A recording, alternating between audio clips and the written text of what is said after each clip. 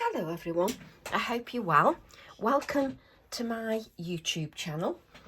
I thought today I'd pop by and we'd create a nice simple card that you can also translate into a journal spread should you wish. So I'm beginning with a piece of Pink Frog smooth card. The piece that I'm working on is 4 by 6 inches. I then have a black mat 4 1/4 by 6 1/4. And then a card blank 5 by 7 because it gives me a nice sort of matte effect. So I've got my stamps here, all available online on my Tracy Evans Boutique Designs. I'll add a link to the description. I don't know which stamp I'm going to use, but we'll see. I think we'll start with, we'll use the Branched Heart TE6. I'm going to use my Branched Heart, and I always think I've got absolutely everything out, and you can bet there's always something that I have to reach for every single time. I can't do much without my Versamark if I'm going to emboss, really, can I? So I think I'm going to use the large heart with the branches, just so that you can see that. I can just look at it on the acetate and that gives me an idea. So what I'm going to do is take my acrylic block, and let's add that to the acrylic block. Now, if you've just inked this with some black ink, then don't go straight to your Versamark.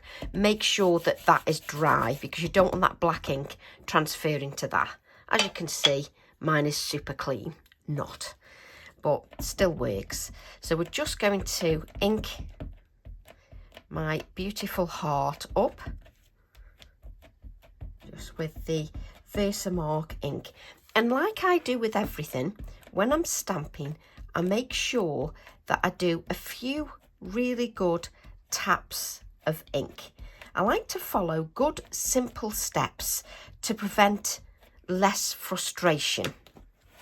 Because if you just follow nice, simple, good guidelines, it stops any frustration. So I'm going to add this around about there, more towards the left than the right, just because my eyes just felt like it wanted it there. No specific reason, let's be honest, just because I fancied it there. So we'll just allow that just to, like I do with any ink, I don't lift it up too soon because then I can get frustrated because you sometimes lift it up too soon and then you don't get a good image because you're not giving the ink, whatever ink you're using, time to just grab on to that card. So I've got a piece of scrap paper. Now I'm going to sprinkle my embossing powder. Mind you, I can see where I'm working on that. You can actually see that as well, can't you? Yes, you can. So what I'm going to do is I'm going to take the chevrons as well because I just adore, I absolutely adore the chevrons. Let's use another acrylic block just because I can. So just take the, and just faff around with your workings.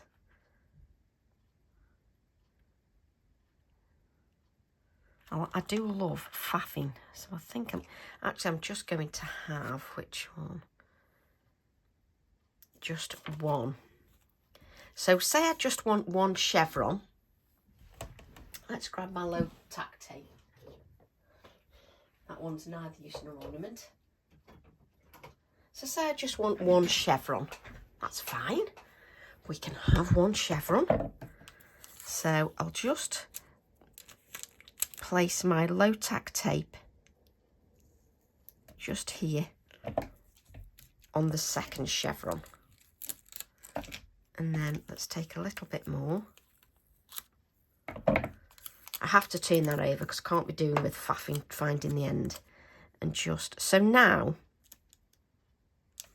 I've got the second chevron masked off.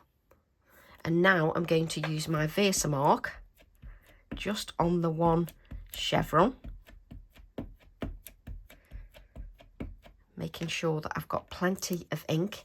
I can then lift this up and take it off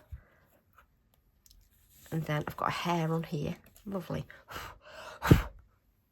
Why do you always end up with a hair that just appears? So I'm going to have that sort of going over the branches there. And you should be able to see this, because the other one shows up quite nicely. Now, if you've used your card, say you've used it and you've been handling the card, your card that you're working on, say that you've been handling it quite a lot with your sticky fingers, etc. If you've been doing that, then use your anti-static bag to wipe over. But can you see? I've now got that chevron on there. So I love the fact I can just faff around and extend my design as much as I wish. So bring that down. Yeah, so now we'll have the 2 chevrons. So I'm sort of kept creating my own collage with these stamps. So just creating my own collage. And again, you can see that I spend a fair bit of time sort of inking that stamp up. I don't rush the process. So let's bring this in. Now I want that there, I think. Bring it down a little bit. And yes, I often speak to a piece of card. So again, just give that time just to grab hold of that card. Now these are distressed chevrons. I've distressed them on purpose. Plus, because I've distressed them on purpose, that gives me some white areas as well. So let's sprinkle the white embossing powder. I can't pick that up now.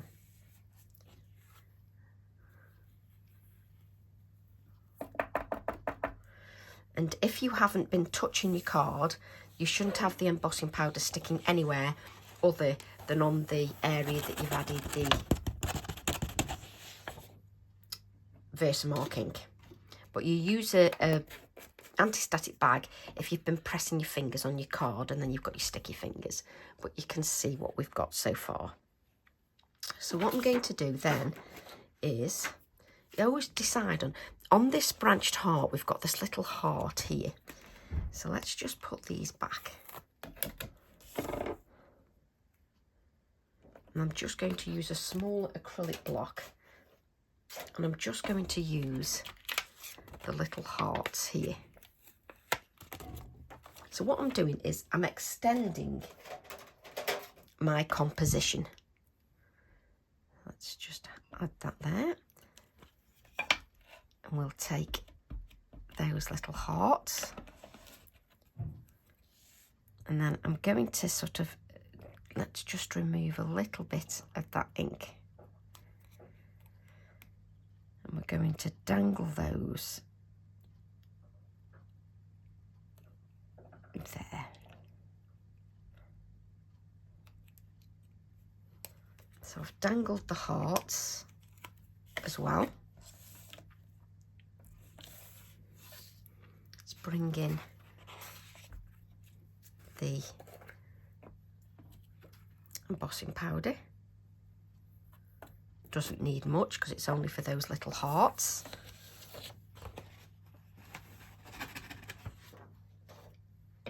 Then we can just move these out of the way just so that we've got a little bit of space. And you can see what the design looks like. So let's bring in our heat tool. And what you need to do is make sure that that heat tool just heats up. I've still got that low tack tape that I can use on the chevrons if I wanted to use again. Now I'm just allowing that heat tool to heat up because there's no point me wafting it when it's not hot. Move some of the things out of the way, and then I've got a little bit of space. I'm just allowing that heat tool to heat up. And then I'm going to heat the embossing. I tend to lift it up because I can see what I'm doing.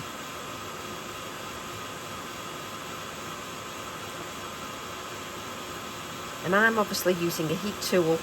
You know, it's got a wide opening, so it takes a little bit longer, not like the thinner pointed heat tools that go a little bit quicker. But I do like these hairdryer ones. They're a little bit softer, but we all like different things, don't we?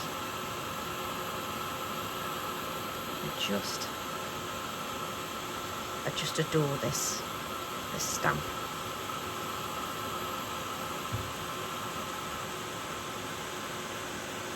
And once you've started heating, I know I repeat it, but you never know when you've got a new creative person joining your channel. When you heat something with the embossing powders, once it's melted and gone glossy, move your heat tool so that you then don't overheat it and it becomes flat. So just continue to move your card around, and you can instantly see if you've missed somewhere. Let's move that out of the way. And we'll just unplug that. And the only reason I unplug it is because when I chuck it on the floor, on the carpet, I don't want, you know, that to spark. But can you see the glossiness on there? And you really need to let that cool down before you go on with any ink, because you don't really want to dry your inks out. But it won't matter too much because I'm braying, so that's absolutely fine. But just a lovely, lovely design. So I've got the colours. You've seen me use these colours before. Mustard seed, spiced marmalade and seedless preserves. And I've got my brayer that I use for inks. I've got one for inks and one for paint, which is a luxury, I know. And what I'm going to do is just grab a piece of kitchen roll.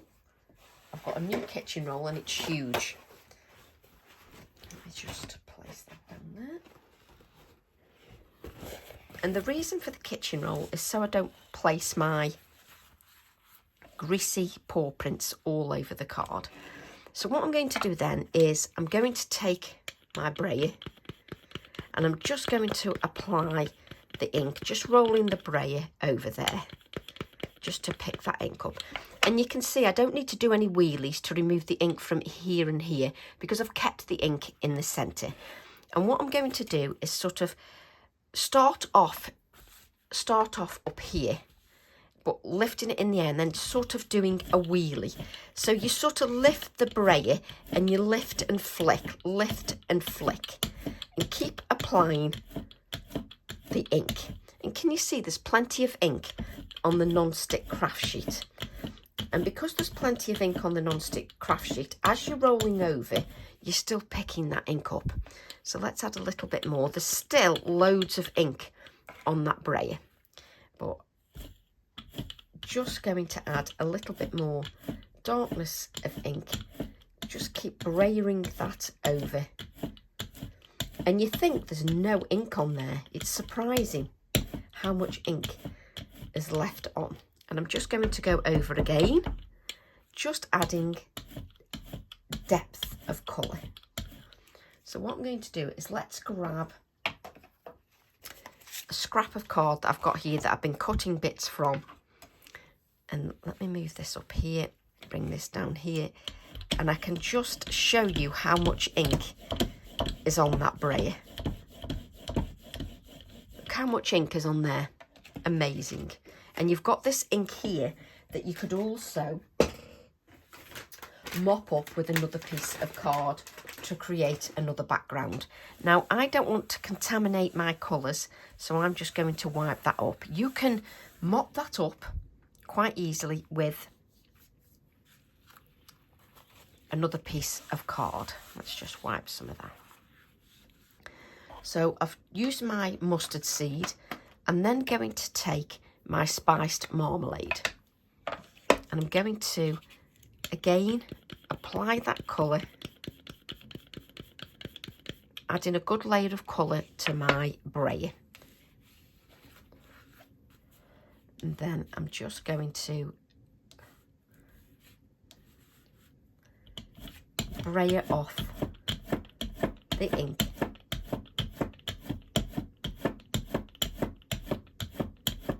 onto my card. And And I'm doing the brayer first before I show you some different ways. So this has still got plenty of ink. So bring this card in and I can just brayer that over the top. Now what I want to do is I want to make sure that I don't contaminate my next colour. So I'm just going to wipe my brayer just to make sure I don't get no contamination of colour. And then I'm going to turn this over. So now you've got sort of a light layer of colour. I'm then going to use seedless preserves. It's a nice rich colour. Seedless preserves. And again, I've got some orange on there and I don't want that, because I don't want to create brown. So I'm then going to take my seedless preserves and then just bray it over with the seedless preserves. And just keep going over. Now, I want to show you the difference. So can you see, when I do it that way, can you see the brayer gives you a no you can't, because I'm just keep moving it away from the camera. The brayer gives a lovely, obviously I've not wiped the ink off the white area, but it gives a sort of a light layer. Let me show you the difference now. So yellow, orange, and we've got a purple. Yeah. If you use a sponge, so any sponge, doesn't matter if it's a makeup sponge, a dishwasher sponge, whatever you want to use. Let me show you the difference. So let's take the kitchen roll. So now we'll take mustard seed. So you've got a sponge that's denser and you're not flicking it over, you're not lightly layering it over. Now I'm going to apply the ink with the cut and dry foam or a makeup sponge, whatever you want. And then I'm going to go to the spiced marmalade. And it's like anything, you need to make sure you've got that colour on there. The colour is more intensified. Go back to the yellow and blend the two colours together. I don't have to do that with the brayer because it's a lighter layer of colour. Turn this round. Now you've got this yellow on here. I don't want to blend the purple with that yellow. So let's just, you'll see drastically more on the seedless preserves. So let's grab the seedless preserves and then you just watch the intensity of colour. So you get a lighter layer when you do it with the brayer, but it's important that I show you both ways so you can see which you prefer. Let's get rid of that line and go back. That's it, so I've got no lines now. So you could then mop up the colour if you wished quite easily to create another background. So what I'm going to do then is just grab my water spritzer and let's spritz my kitchen roll. You don't need to drown your kitchen roll, and then just wipe over. Now you've got all that ink on there, so move to a different area of your kitchen roll just to wipe off the, you know, if you use the same area of the kitchen roll, all you're going to do is sort of apply that ink again, which you don't want to do, and then just give this a polish. That's it. So you give that a little bit of a polish, and then we can spritz with water so we can get our little bleached out areas. And what we've got then is our background to our card. We can leave that to do its thing. We don't need to dry or anything because we don't want to affect that embossing, because we don't want to heat the embossing again and then flatten. So what you want to do, this is not going to stay on here because it'll resist it. So you can just dab the embossed areas. There we go. Just leave that now. So what I'm going to do then is I'm going to stamp the heart again with my Nocturne ink. And then we'll grab a piece of scrap white card.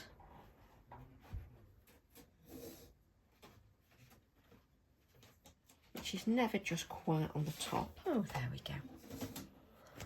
So we're still leaving this on one side to do its thing.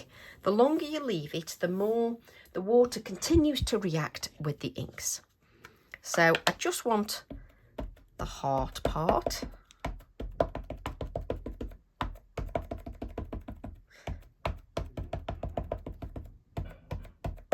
So just give that a really good inking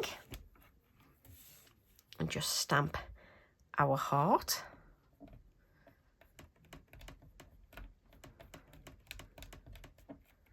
And you don't have to press really hard at all. Lovely. So you can block that if you wish, just to make sure that when you come to cut out, you haven't got any excess wet ink just lying on the surface of the card. So we'll then just cut our heart out. And you can see there's a little heart on there as well, which I just love.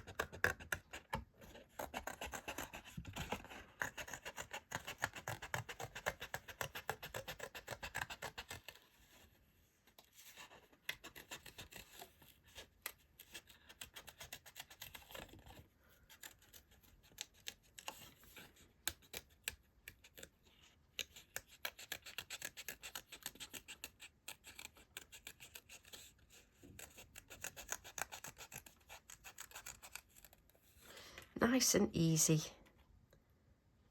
to cut out.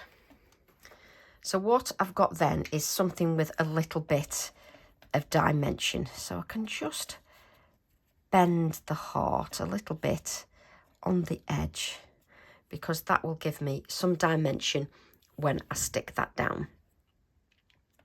So I'm just deciding now.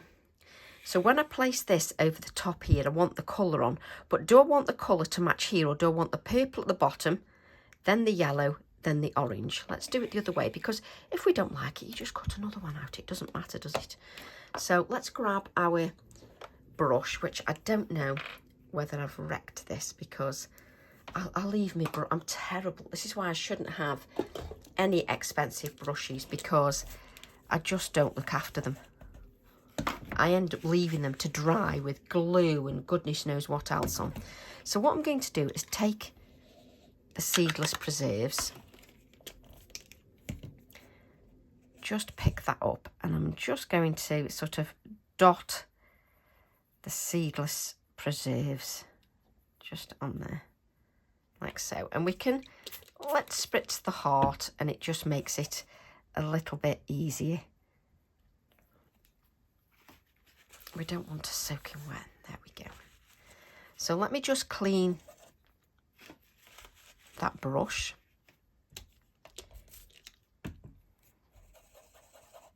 Because I don't want to add the yellow to the brush without it being clean. Now you can add colours to different brushes to make it easier for yourself. So then I'm going to use the mustard seed. Let's add the mustard seed. And let's just add some of that mustard seed.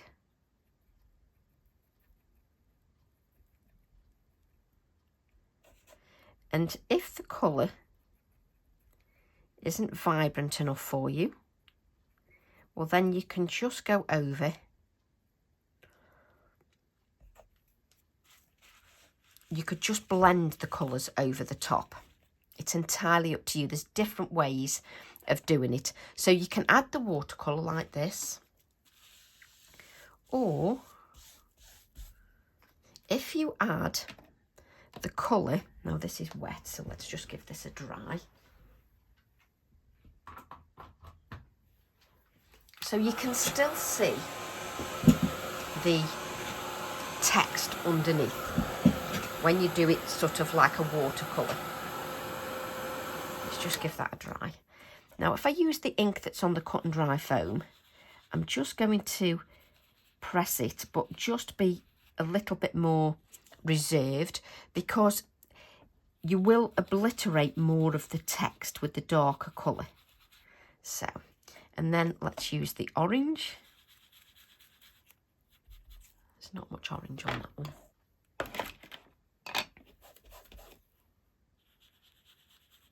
So these are a pigment diffusion, so they've got that opaque element.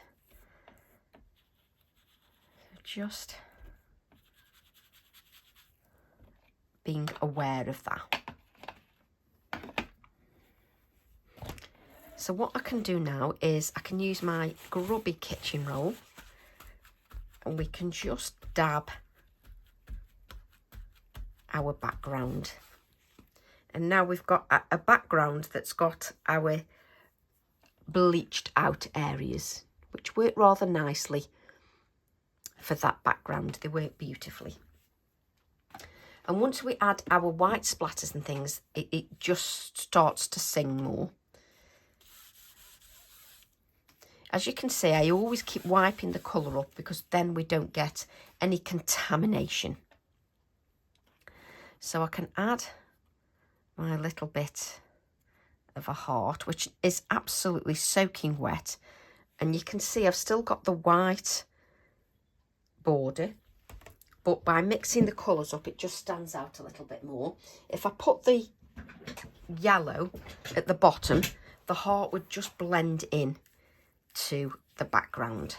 Now I want some cotton as well, just because that will give me some texture and also add further to the whiteness on that background.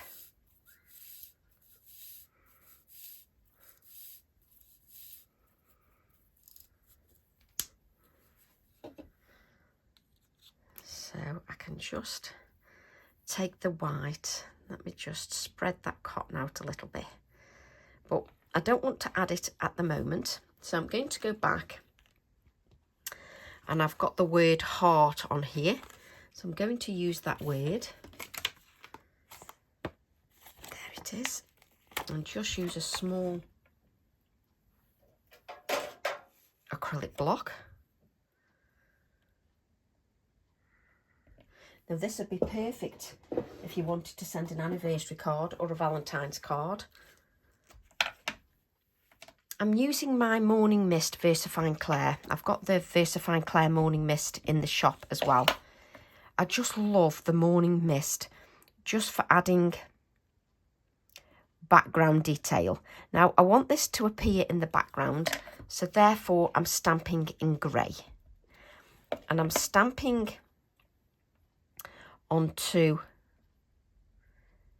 the Distress Oxide background, so I'm going to need to just blot that, because it'll sit on the surface. And what I'm doing is I'm using that sentiment stamp, sort of like a bit of a background stamp, to give me some background detail to my design. Just because it's a sentiment doesn't mean it can't be more than a sentiment. So now it's actually acting as a background stamp. And then I can add this in the foreground as the focal wording.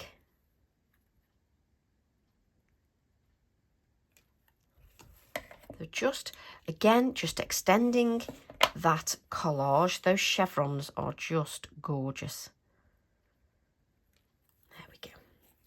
We'll keep that on because we want that afterwards, and try not to pick up the wrong ink pad, which I'm bound to do.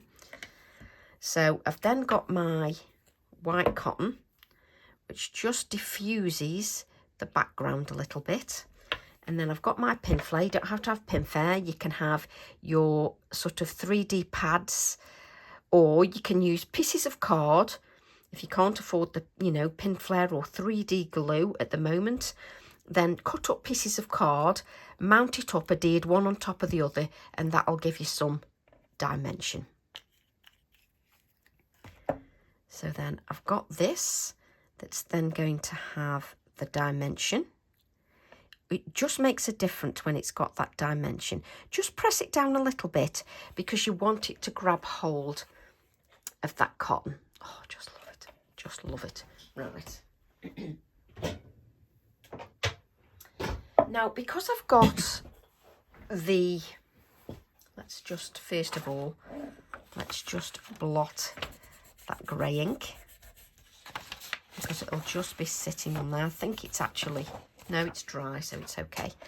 I like to use this Dr. P.H. Martin's Bleed Proof White because it does exactly as it says on the tin. It's bleed proof.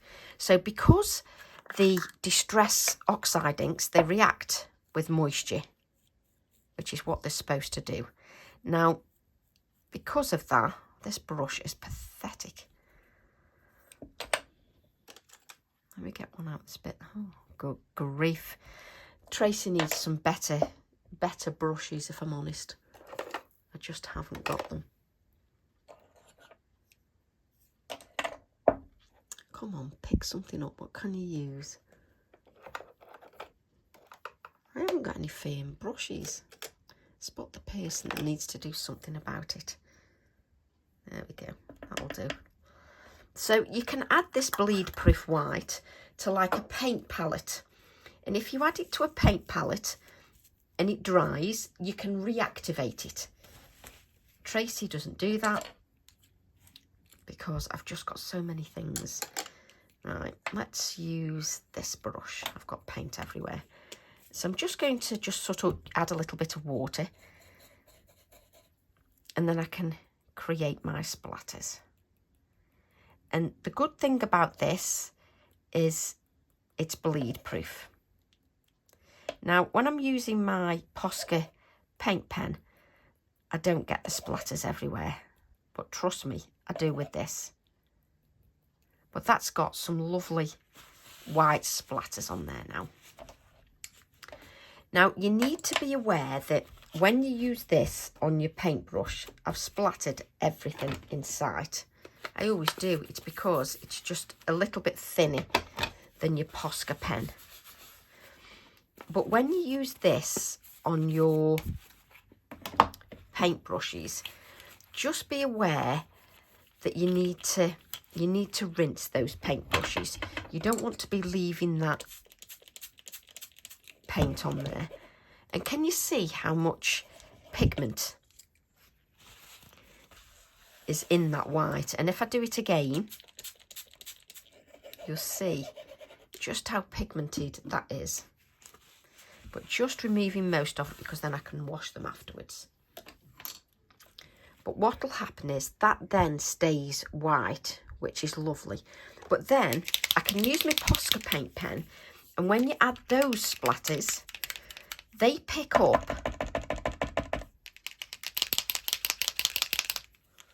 the Posca paint splatters pick up the colour from the background.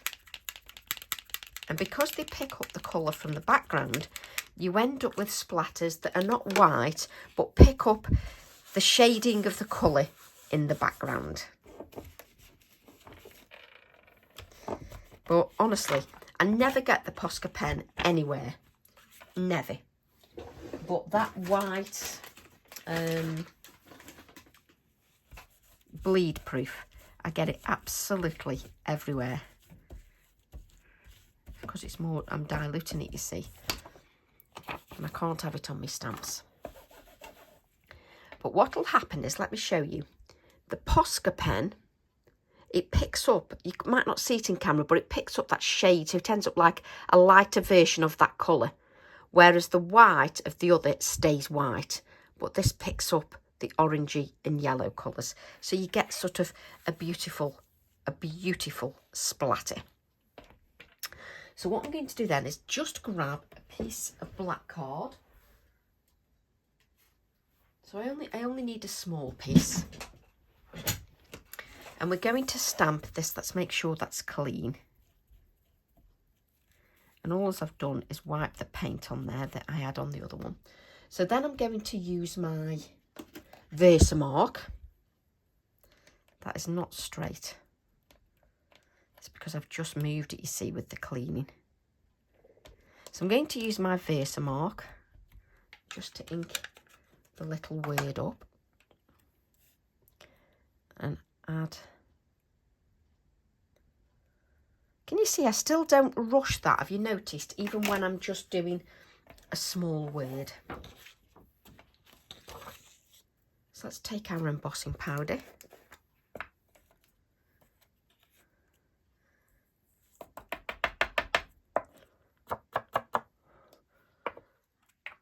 And we'll just have this on the black card because that will pop nicely against that coloured background.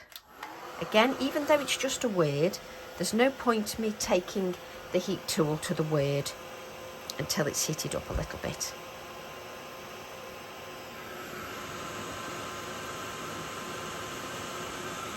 And I probably didn't even heat that up enough, but there you go.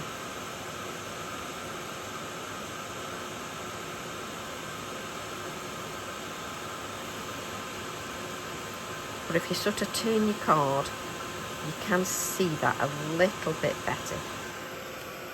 There we go. Let's place that on there. No. So we'll just cut our word out because that black just pops nicely against our background,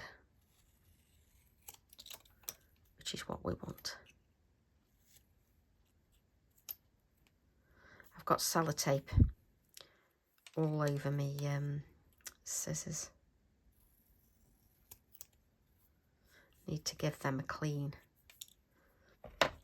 But this sort of black just on here will just pop nicely on there. So let's just add a little bit of adhesive. Where's my adhesive? And we're going to add this to a black mat as well. So I only need to add, let me just, are you going to come out?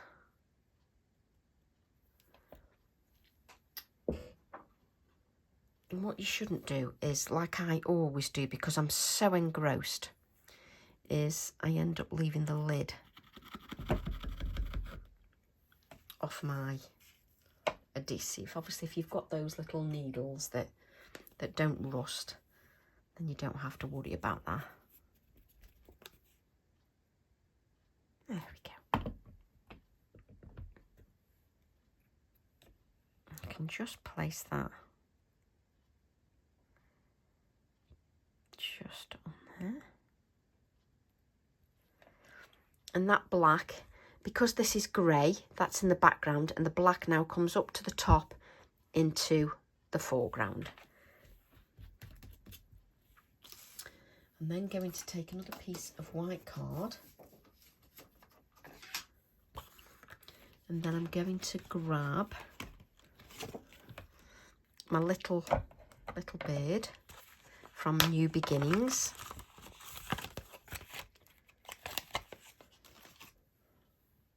Can I get away with using a little A7 one?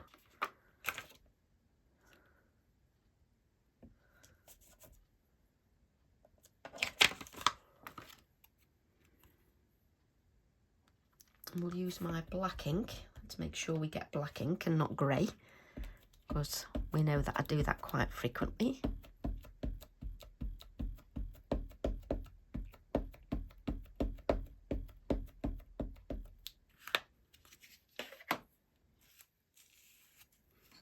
I'll just stamp that onto a piece of scrap white card. And again, the black of this bird will pop against those colours. And again, you can see you don't have to press too hard. you just give it time just to absorb onto the background. There you go, lovely. And if, like me, you're going to be taking stamps off the acrylic blocks before the ink's actually dry, just remember to wipe your fingers.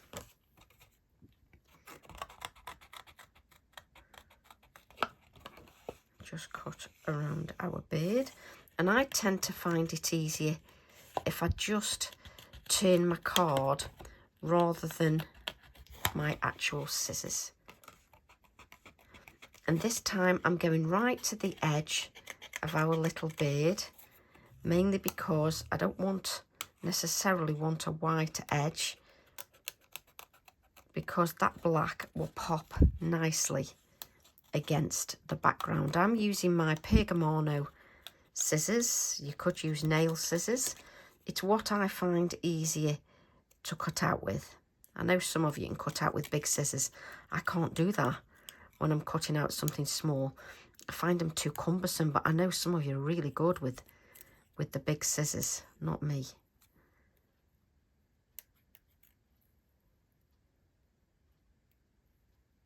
Just, there we go.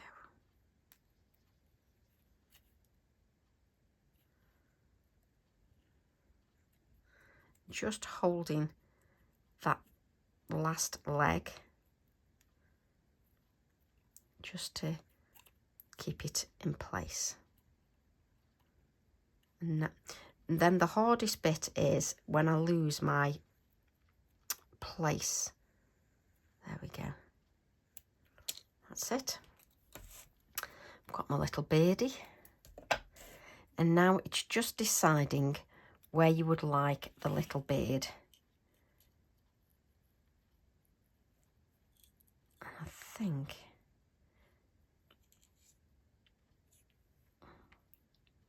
I want him standing. Always look through the camera. Yes, there. I'm going to give him a little bit of dimension as well, because I quite like that. If you don't want to add dimension to your card, you can just keep that flat. So he's sort of standing on that chevron.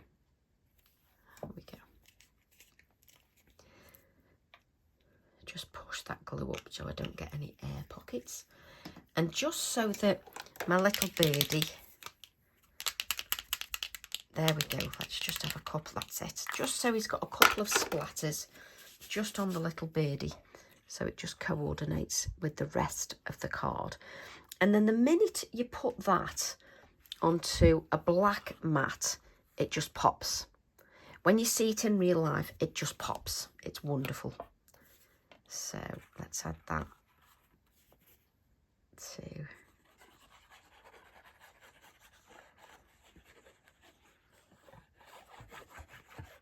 And I always add some adhesive to the centre of the card, especially when I've used water. Just to, you know, make sure that it grabs hold and makes good contact in the centre of the card, as well as around the edges. And I've got a bit of time. If I need to move the card a little bit, I've got a little bit of time. Doesn't that look lovely in those colours? There we go. And then if we add that to our 5x7 inch card blank, it instantly again comes to life. Just beautiful.